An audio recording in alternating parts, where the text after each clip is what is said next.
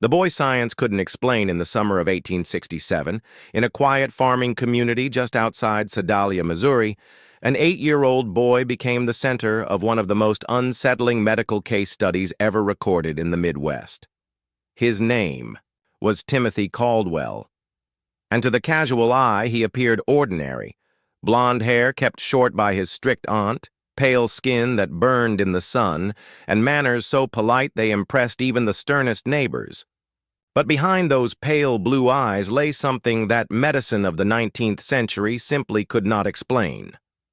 Over the course of just 6 months, 3 people would lose their lives under circumstances that defied logic, and countless farm animals would be found lifeless with no clear cause.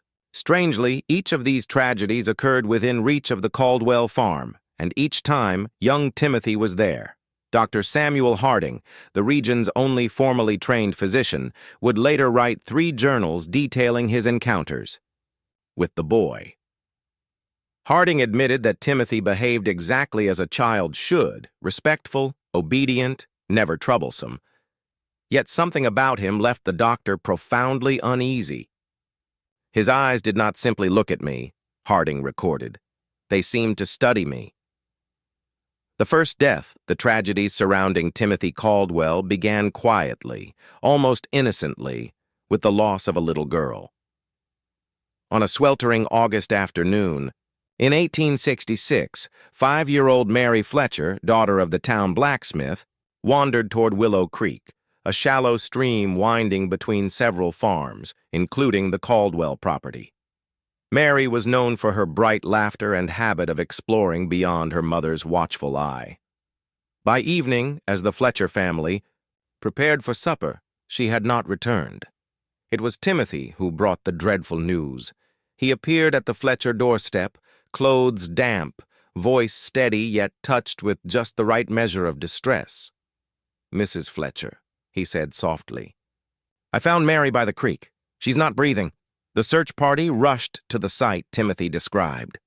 There, in water barely 18 inches deep, they found the lifeless body of the child.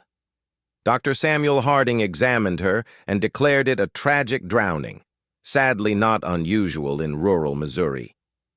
Yet something about Timothy's account unsettled him. The boy described the scene with remarkable precision, how Mary's dress had snagged on a branch, the exact position of her small arms, even the color of the water around her face. For an 8-year-old supposedly shaken with grief, his recall was unnervingly clinical. At Mary's funeral, Timothy sat in silence, head bowed in practiced respect. When thanked for raising the alarm, he accepted with humility, even adding, "I only wish I had found her sooner." But Mrs. Patterson, a neighbor who watched him closely, noticed what others missed. Timothy's eyes were dry. While grief consumed the congregation, his pale blue gaze seemed to study their sorrow, calm, calculating, and disturbingly detached. The community chalked the tragedy up to misfortune.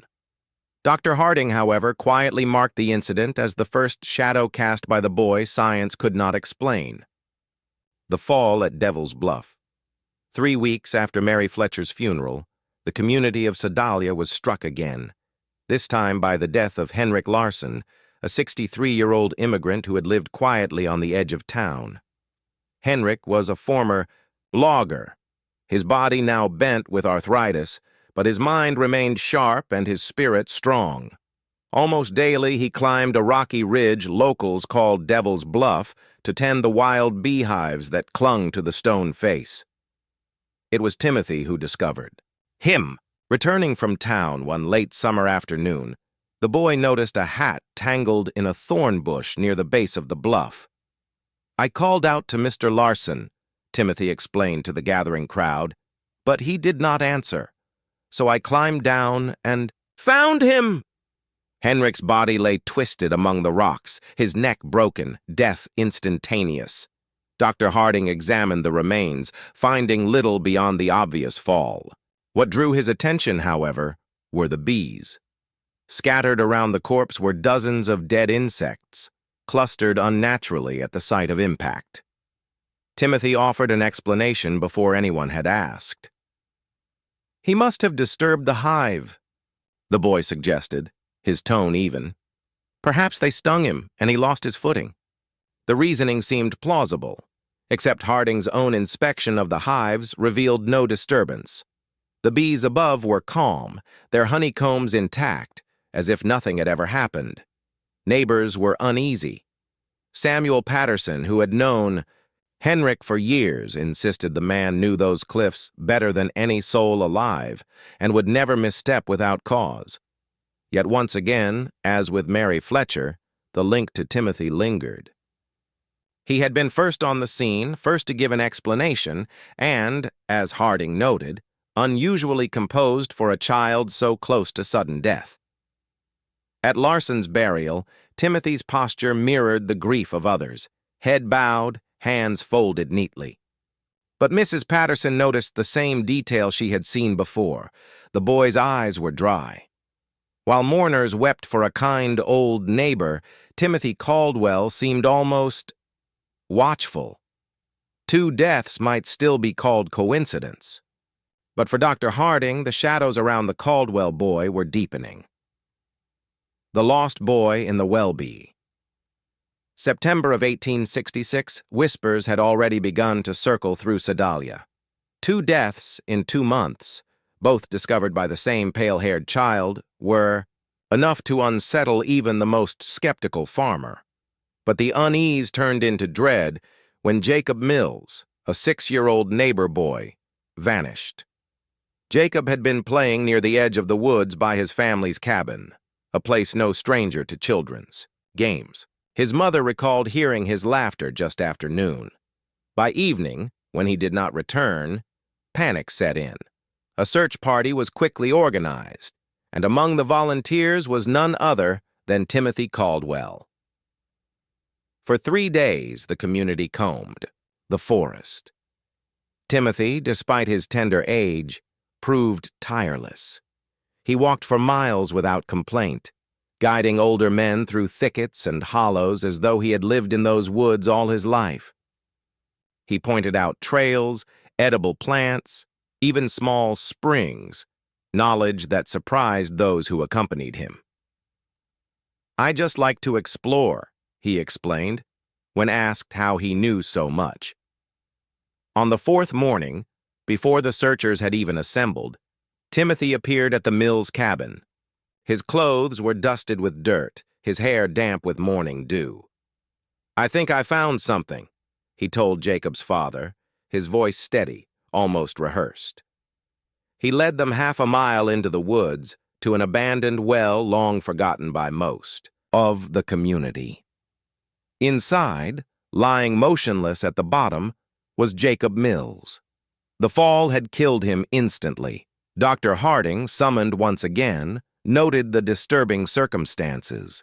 The well's rotting wooden cover had not been disturbed by animals or weather.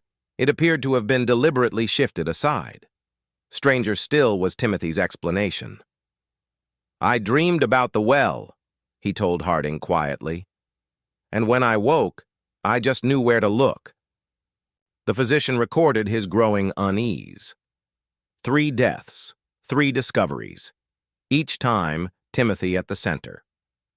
Harding admitted to himself what he could not yet say aloud. The boy did not behave like a grieving child. He behaved like an observer, curious, calm, even fascinated by the tragedies unfolding around him. By the time Jacob was lowered into the ground, Sedalia was no longer whispering. Mothers kept their children close, livestock grew restless at the sight of the Caldwell boy, and more than one neighbor crossed themselves when Timothy walked past. The question was no longer whether tragedy followed him. It was whether Timothy Caldwell was somehow its cause. The doctor's doubt and the town's fear. By the autumn of 1866, Sedalia was no longer the quiet farming community it had been. 3 funerals in as many months had left the county raw with grief, and though no one dared speak it openly, suspicion had begun to gather like storm clouds over the Caldwell farm. At the center of it all stood a boy who never once shed a tear. Dr. Samuel Harding, trained in science but not untouched by superstition, felt the tension more keenly than anyone. Time tragedy struck. Timothy Caldwell was there, watching, guiding, discovering. Harding's medical journals, later locked away by county officials, described not only the events but the growing dissonance between the boy's outward innocence and the chilling impression he left on those around him. "The child does not display cruelty in any overt form," Harding wrote, "yet neither does he display grief. His manner is exact, his memory flawless, his politeness unerring.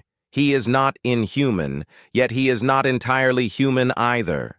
Neighbors, too, had begun to notice. Mrs. Eleanora Patterson recalled how her chickens refused to cross the fence whenever Timothy worked nearby. Others swore their dogs cowered or howled when he passed. Horses shied in their stalls. Cows grew restless at his touch. The animals, it seemed, sensed what people dared not put into words. Whispers spread quickly in small towns. At church gatherings, the women lowered their voices and spoke of the Caldwell boy as though even his name carried weight. Men who had fought in the Civil War, hardened by battlefields and loss, found themselves uneasy in his presence. "He stares like he can see through you," one farmer muttered after Timothy passed him on the road. The final straw came when Timothy's account of Jacob Mills's discovery circulated. The boy had confessed to dreaming of the well and then knowing where to look. To the devout, this was evidence of an unholy gift. Dreams were for prophets or witches, not for an 8-year-old child. Some began to argue in hushed tones that the boy was cursed, or worse, that he carried the devil's mark. Still, there was no proof. No one had seen Timothy harm another, and each death could, at least in theory, be explained by chance: a drowning, a fall, a hidden well. But coincidence loses its power after the third grave is dug. Harding himself wrestled with doubt. Science told him children could not be evil, that what he observed must have a rational explanation. Yet each time Timothy met his gaze, Harding admitted to feeling as though he were the one under examination. "His eyes are not the eyes of a boy," he noted in his journal. "They are the eyes of something older, colder, and infinitely patient." Local authorities, pressed by grieving families and frightened townsfolk, sealed Harding's journals and the coroner's records. Officially, the tragedies were accidents. Unofficially, Sedalia lived in fear of the Caldwell child, and Timothy, pale and polite, went on with his chores as though nothing had happened. The night of fire. By November of 1866, Sedalia had grown weary of whispers. 3 children and an old man were gone, and though no one dared accuse an orphan outright, the unspoken fear had rooted deep. Wherever Timothy Caldwell walked, death soon followed. It was on a bitterly cold night, just after the harvest, that fear turned violent. The Caldwell farm sat dark and silent when neighbors gathered at the Patterson barn, lanterns flickering against the timber walls. Samuel Patterson, usually a man of reason, spoke with trembling conviction. "That boy ain't natural. Mark my words, more of us will be in the ground if something ain't done." Dr. Harding, who had been called to the meeting, tried to temper their anger. "You speak of a child," he reminded them. "An 8-year-old boy cannot be held responsible for the tragedies of nature and chance." But even as he spoke, his words rang hollow. In his coat pocket lay the journal he had sworn never to show, the one filled with descriptions of Timothy's piercing gaze, his too perfect manners, his uncanny memory of death scenes. The crowd did not listen. By midnight, a mob had formed. They carried torches as they marched the mile toward the Caldwell homestead. The November wind whipped at the flames, casting wild shadows across the frozen fields. Dr. Harding followed at a distance, torn between his duty as a man of science and the gnawing dread that perhaps the townsfolk were right. When they reached the farmhouse, Thomas Caldwell stepped out onto the porch, rifle in hand. His wife, Sarah, clutched a shawl to her chest. "What is this madness?" Thomas demanded. "You've no cause to threaten us." From behind him, Timothy appeared. The boy wore no coat despite the cold, his pale face illuminated by the mob's fire. He looked at them without fear, without even curiosity. It was the expression, Dr. Harding would later write, of someone who had been waiting for this moment all along. "Stay back," Thomas barked, but the mob surged forward, voices rising. "Witch! Child! Devil spawn! Send him away before more die!" Then, in the chaos, one of the torches slipped. It struck the side of the barn, and within seconds, the dry timbers caught. Flames roared upward, showering sparks across the yard. Horses shrieked inside their stalls. Sarah Caldwell screamed as the fire spread toward the house, and through it all, Timothy did not move. He simply stood at the edge of the porch watching the inferno consume the barn. Witnesses swore later that they saw his lips curl, not in terror, not in grief, but in the faintest suggestion of a smile. Dr. Harding rushed forward, shoving past the mob. "Get the animals out," he shouted. "Save the family." But when he reached the porch, Timothy turned his gaze on him. For the first time, Harding felt words fail him. Those eyes, ice blue and endless, locked onto his own, and in that moment the physician confessed he felt utterly powerless, like a specimen pinned under glass. The fire raged until dawn, leaving the Caldwell barn in ashes. No lives were lost that night, but the damage was done. The townsfolk would never again see Timothy as a child. Harding's final journal entry that winter carried only one line beneath the date. "Whatever Timothy Caldwell is, he will endure far longer than the rest of us." The vanishing, by the winter of 1866, Sedalia had become a town split in two. On one side stood those who believed Timothy Caldwell was merely an unlucky child, haunted by tragedy not of his own making. On the other, louder side, were those who whispered that he was something darker, an omen, perhaps even a vessel of evil. Dr. Samuel Harding, caught between science and superstition, filled his journals with meticulous notes. Yet as each week passed, he found himself writing less like a physician and more like a man recording confessions before judgment. "My hand shakes as I set down these words," one entry reads, "for though I search for reason, none can be found." The final straw came in January of 1867. A brutal snowstorm had blanketed the countryside, silencing the fields under heavy drifts. In that silence, tragedy struck again. Sarah Caldwell, Timothy's aunt, was found frozen in the yard, kneeling as though she had tried to crawl toward the farmhouse door. There were no signs of a struggle, no wounds, no cause of death beyond the cold itself. Yet she had been wearing her winter coat and boots. To this day, no one can explain why she had stepped outside into the storm and simply remained there until death took her. Timothy was the one who found her. When the neighbors arrived, summoned by Thomas Caldwell's frantic cries, the boy stood beside his aunt's body. Snowflakes clung to his eyelashes, but his skin showed no redness, no shivering, no trace of frostbite. He looked upon the corpse with the same calm detachment he had shown at every other tragedy. And once again, it was Timothy who recited the precise details of what he had seen. Her final position, the angle of her hands, even the expression frozen on her face. The mob that had nearly destroyed the Caldwell farm 2 months earlier returned, this time demanding action. But now the county sheriff intervened. Sheriff Doherty was a stern Civil War veteran, unwilling to let his town descend into lawless hysteria.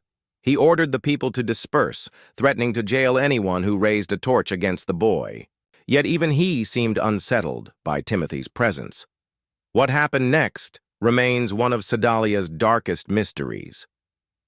On February 14, 1867, Thomas Caldwell awoke to find Timothy's bed empty. No footprints marked the fresh snow outside the cabin. No horse or wagon had been taken. The boy had simply vanished. Search parties scoured the woods for weeks. They dragged the creek, inspected abandoned wells, even tore apart the ruined barn. Not a trace of Timothy Caldwell was ever found. Dr. Harding recorded the disappearance with clinical detail, but his final words betray a deeper fear. If Timothy is dead, then may God receive him as a child of man. But if he yet walks among us, then we are witnessing something older, colder, and beyond the reach of medicine. The sheriff sealed the official records shortly thereafter. Witness statements, Harding's journals, and the coroner's reports were locked in the Sedalia Courthouse archives, accessible only to select officials. Locals were discouraged from speaking of the matter. The Caldwell farm was abandoned within a year. By 1870, the fields had gone to seed, the house collapsing into ruin. For more than a century, the name Timothy Caldwell faded into obscurity, mentioned only in hushed family tales or late-night conversations in rural Missouri taverns. But in 1973, a courthouse renovation uncovered a set of weathered boxes, their wax seals still intact. Inside lay Harding's journals, brittle with age, along with depositions from the townsfolk who had once feared the boy. The rediscovery reignited interest. Scholars called it a folkloric curiosity. Paranormal investigators labeled it a documented case of evil in childhood. But for those who read the words closely, unease lingered. Harding's descriptions of Timothy's calm intelligence, his unsettling gaze, his seeming indifference to cold, hunger, or fatigue, these were not the traits of ordinary misfortune. Even stranger were the scattered reports that followed. In 1981, a farmer near Columbia, Missouri, claimed to have met a blonde-haired boy, no older than 9, wandering his fields after dark. The child disappeared before he could be questioned. In 1994, a woman in Topeka reported seeing a pale, silent boy sitting at the edge of her property only to vanish when she approached. Neither account was ever verified, but both bore chilling resemblance to descriptions of Timothy Caldwell. To this day, no grave has ever been found, no bones recovered, no definitive end to the story. Perhaps Timothy Caldwell was simply a tragic child lost to time, his memory twisted by grief and superstition. Or perhaps Dr. Harding was right, that in the fields of post-war Missouri, something walked in the body of a boy that science could never explain. And maybe, just maybe, it still walks. The legend that wouldn't die in the decades after Timothy. Caldwell's disappearance, Sedalia changed. The railroad came, the town grew, and the Civil War scars slowly faded into the routines of modern life. But in the quiet spaces, between sermons at the church, over drinks in the tavern, or whispered at children's bedsides, the story of the boy science couldn't explain endured. Elders warned their grandchildren not to wander near Willow Creek after dark. Farmers swore the land around the old Caldwell property never yielded crops again, as though the soil itself rejected life.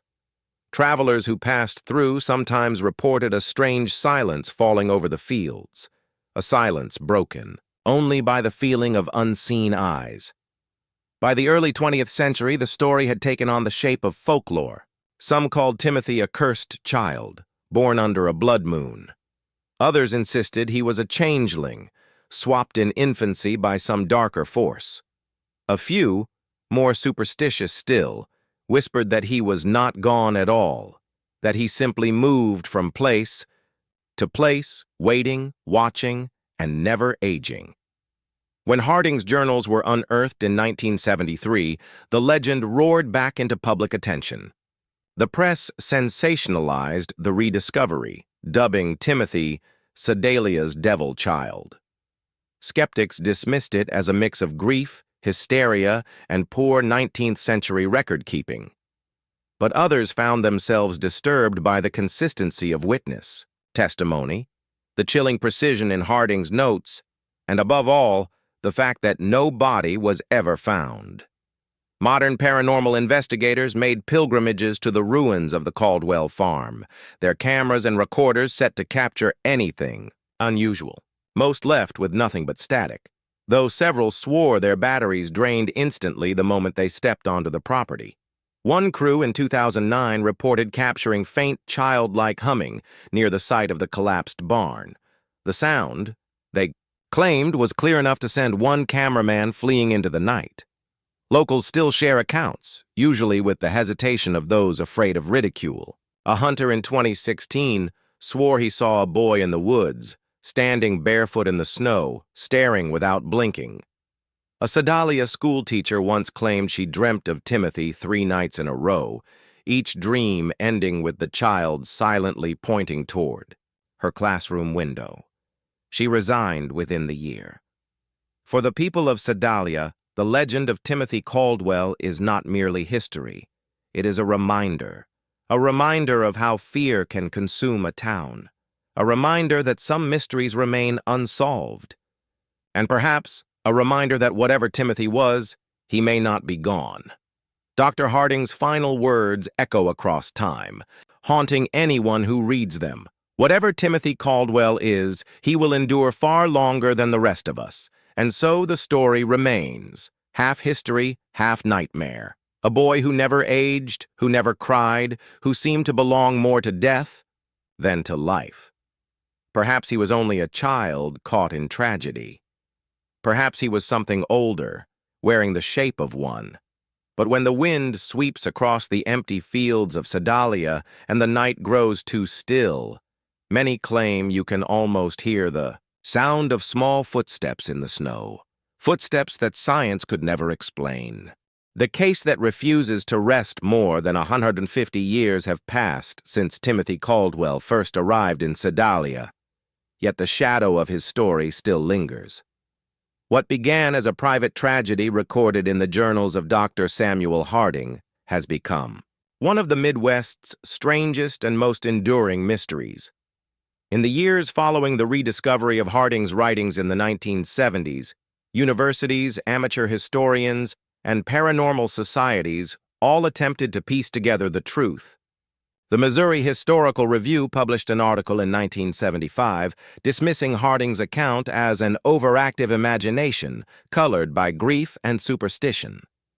They argued that rural doctors of the era often exaggerated or misinterpreted childhood behavior. According to their analysis, Timothy was simply a traumatized orphan showing early signs of what we might now classify as antisocial or psychopathic tendencies.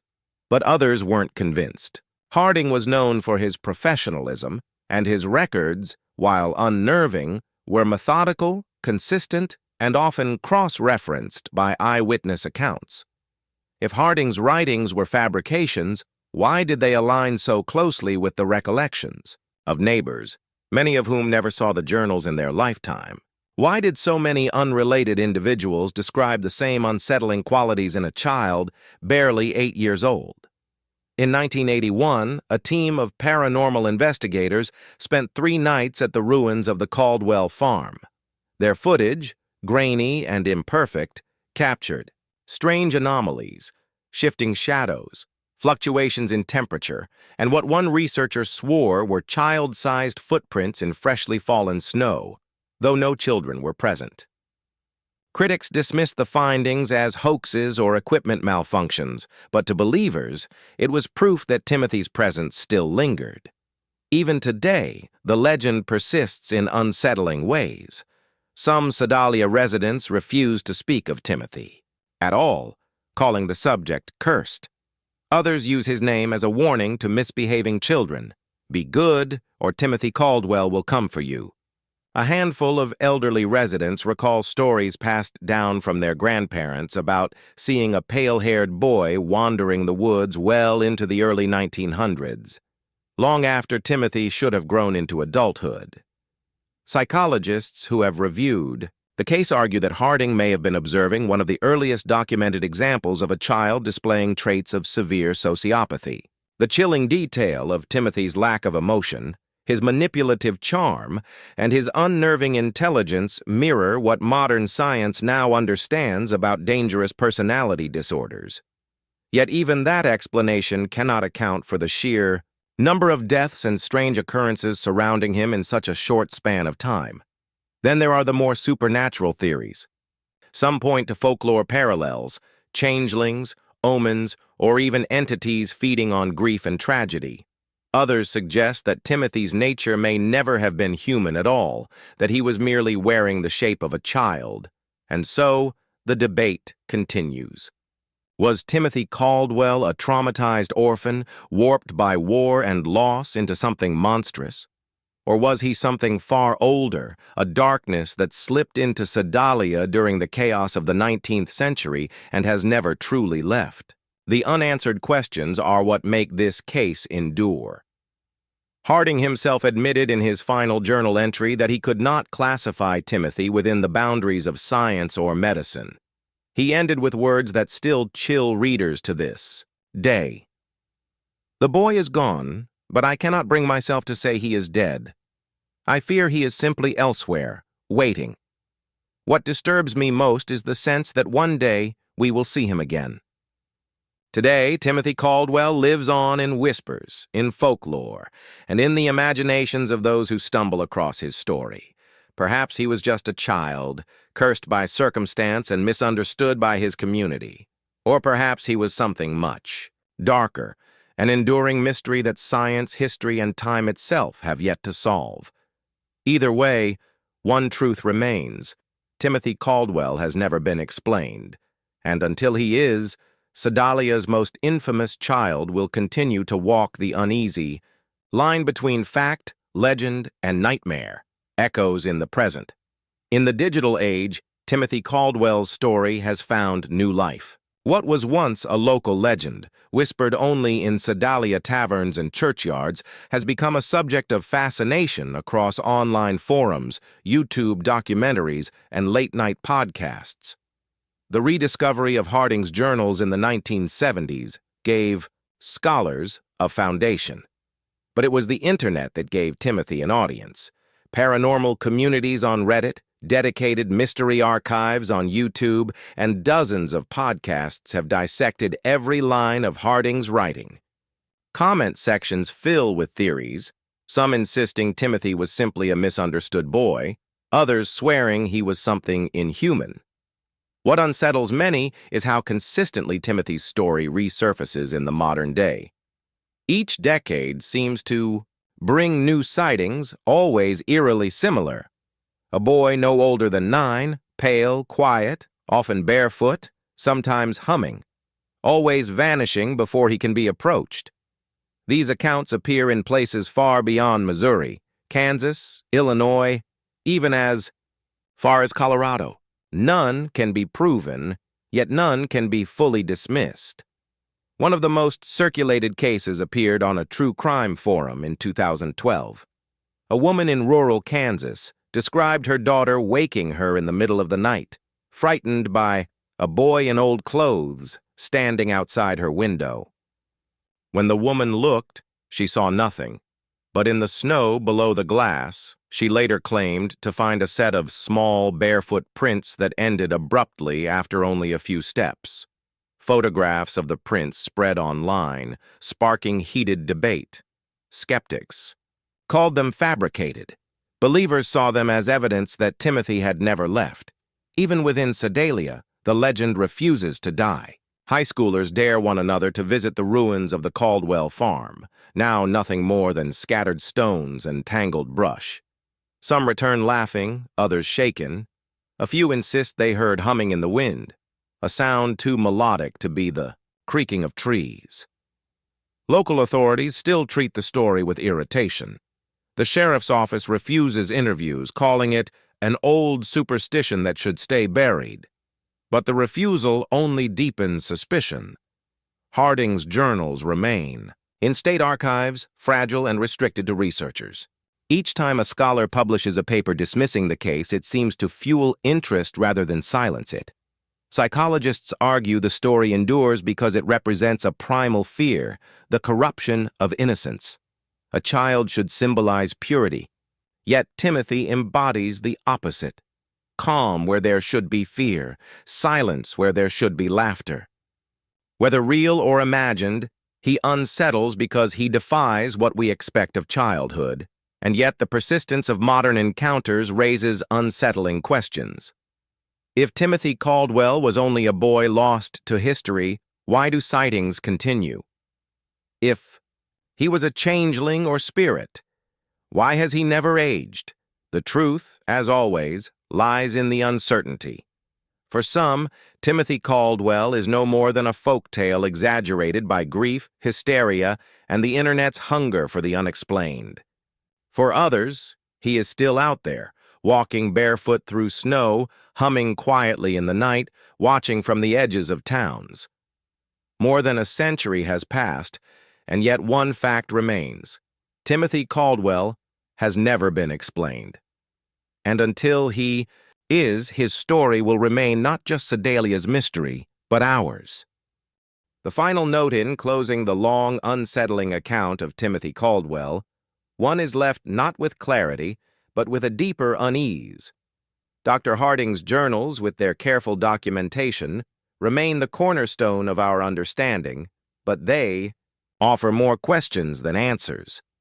From a purely medical perspective, Harding attempted to classify Timothy's behavior using the limited knowledge of 19th-century psychology. He wrote of unnatural composure, absence of normal childhood play, and an intelligence beyond his years. Today, some scholars interpret these notes as signs of trauma, detachment, or even sociopathy. Yet Harding himself resisted these explanations. His writing often shifted from clinical language into language of dread. "I do not believe this child belongs wholly to our world," he confessed in one passage, "and I fear that whatever animates him cannot be measured by science." Historians studying the Sedalia records have confirmed that at least 11 deaths and dozens of livestock disappearances occurred during Timothy's brief stay. What remains contested is whether these tragedies can be directly linked to him. Some researchers argue the coincidences were inevitable in a community still scarred by war, disease, and poverty. Others maintain that the clustering of deaths, all somehow touched by Timothy's presence, is too precise to ignore. The Caldwell property itself offers little evidence. Time has erased nearly all traces of the farm. The foundations crumble, the well is filled, and the land has been overtaken by weeds and silence. Yet local visitors often describe an unnatural stillness, as if the land remembers. One modern researcher described standing there and suddenly feeling watched, an echo perhaps of what Dr. Harding felt in Timothy's gaze. What end befell the boy is uncertain. Official records grow thin after the autumn of 1867. Some claim Timothy disappeared without trace. Others suggest he was taken in by distant relatives, his name changed, his past concealed. A handful of darker theories propose that the townspeople themselves acted in secret, silencing what they feared but could not explain. No evidence supports these claims, but the absence of certainty allows them to persist. Ultimately, Timothy Caldwell endures not because of what is known, but because of what cannot be proven. He stands as a shadow between history and myth, medicine and folklore. Dr. Harding closed his third and final journal with a single sentence. Scholars still debate its meaning, but perhaps it remains the most fitting summary of all. The boy is gone, but the question remains. Epilogue. The whisper of the past, the mystery of Timothy Caldwell, did not end with the final page of Dr. Harding's journals. If anything, his disappearance only deepened the unease that lingers in Sedalia County to this day. The farm is gone, the family long forgotten, yet the boy's shadow has proven remarkably resistant to time. In the decades following his vanishing, whispers of Timothy continued to surface, passed down not through official records, but in the hushed voices of farmers, schoolchildren, and weary travelers. An 1889 issue of the Sedalia Democrat contained a small, easily overlooked article about two hunters who vanished in the woods south of town. When a search party combed the area, they reported finding not blood, not bodies, but a series of small handprints pressed into the mud at the edge of a dry creek bed. The prints, according to the newspaper, appeared too small for a man and too precise to have been left by an animal. The story was dismissed as rural superstition. Yet, among locals, the legend of the Caldwell boy gained new breath. By the turn of the century, stories of the pale child had become common folklore in the region. Travelers swore they had glimpsed a thin boy with light hair standing at the edge of the woods, watching silently. Others spoke of livestock found dead in patterns eerily similar to those noted in Harding's journals. What unsettled researchers most was the consistency of the accounts across generations. The boy never aged. His eyes were always described as cold, pale blue, and in every story, he never spoke, only watched. In 1932, during the darkest years of the Great Depression, a WPA folklorist recorded oral histories from families near the old Caldwell land. One elderly woman, the granddaughter of Alelena Patterson, told the recorder, "My grandmother used to say the boy wasn't right. She said the chickens feared him, and she believed the land never forgave what happened there. Sometimes at night, when the wind blows down from the bluffs, I swear I still hear a child's voice saying, 'Yes, ma'am.'" Skeptics argue that Timothy has long since slipped from history into myth, a tale used to frighten children into obedience or to explain tragedies that defied reason. Yet, even in modern times, researchers and thrill-seekers visit the area, hoping to catch a glimpse of something beyond explanation. Paranormal investigators who spent a night near the ruins of the Caldwell farm reported their equipment failing, without cause. One researcher described hearing footsteps circling their camp, though no one was there. Perhaps it is nothing more than the weight of stories carried forward through time. Or perhaps Dr. Harding was correct in his final suspicion, that Timothy Caldwell was not entirely of this world. What is undeniable is that the legend remains alive. The boy who appeared polite, diligent, and impossibly calm continues to unsettle those who dare to study him. His story resists closure, as though history itself cannot decide whether he was victim, monster, or something in between. The land south of Sedalia lies quiet now. The cornfields sway in the summer wind, and the creek trickles softly through the valley. Yet for those who walk the path near Devil's Bluff, there is often the strange sensation of being observed, and in rare, whispered accounts, a figure is sometimes seen. A boy standing still among the trees, his expression calm, his eyes impossibly pale. And just as suddenly as he appears, he is gone. Timothy Caldwell may have left the world of records and reports, but his presence lingers. In history, in folklore, in the spaces between explanation and fear, and until the question of who or what he truly was is answered, the legend will remain. The boy science couldn't explain still waits in the silence of Missouri's forgotten fields.